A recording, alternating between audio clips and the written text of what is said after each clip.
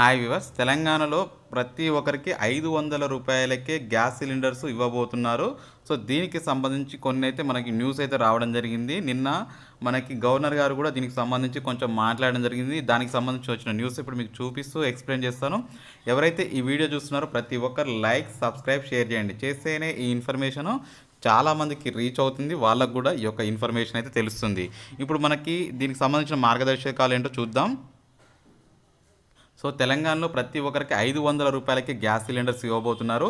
So, దీనికి సంబంధించి 2 ప్రతిపాదనలు తీసుకురావడం జరిగింది. ఒకటి రేషన్ కార్డ్ ఉన్న వాళ్ళకి, రేషన్ కార్డ్ లేని వారికి కూడా ఇవ్వాలి అని చెప్పి తీసుకొని రావడం పోతున్నారు.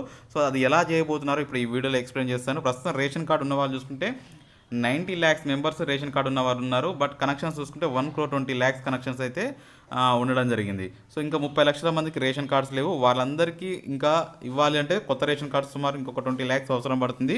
బట్ అవి ఇస్తారు. ఇచ్చే కంటే ముందే వీళ్ళు ఏం చెప్తున్నారంటే రేషన్ కార్డ్ లేకుండా కూడా కొంతమంది అర్హులను గుర్తించి వాళ్ళకు కూడా కుటుంబాలకి, అంటే రేషన్ కార్డు ఉన్న కుటుంబాలు 89 లక్షలు అయితే రేషన్ కార్డుతో సంబంధం లేని వారు కొంతమంది ఉంటారు కండి.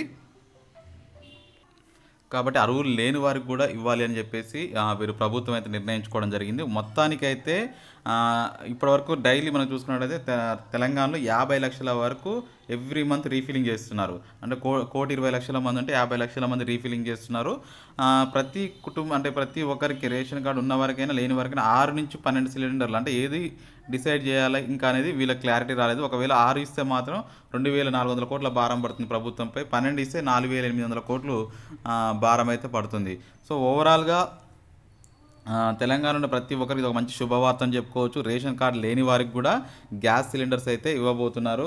నిన్నటి వరకు అయితే అదే అనుకున్నారు, గ్యాస్ సిలిండర్స్ ఇవ్వాలి అంటే ఖచ్చితంగా రేషన్ కార్డు అడగాలి ఉంటుంది అని చెప్పి అడుగుతున్నారు. కానీ ఇప్పుడైతే ఈ స్కీమ్లో ఇదైతే తొలగింపు చేశారు. మంచి శుభవార్త అని చెప్పుకోవచ్చు. ఇంకా ఫర్దర్గా ఎటువంటి అప్డేట్స్ వచ్చినా కానీ ఖచ్చితంగా మన ఛానల్ నుండి గ్యాస్ సంబంధించినవి కానీ ఏ పథకాల గురించి మన తెలంగాణలో వచ్చినా మీకు ఇమ్మీడియట్గా అప్లై అయ్యేటట్టు నీకు చేరవేస్తాను. ఖచ్చితంగా డౌట్స్ ఉంటే అడగండి, సబ్స్క్రైబ్ చేయండి. Thank you for watching.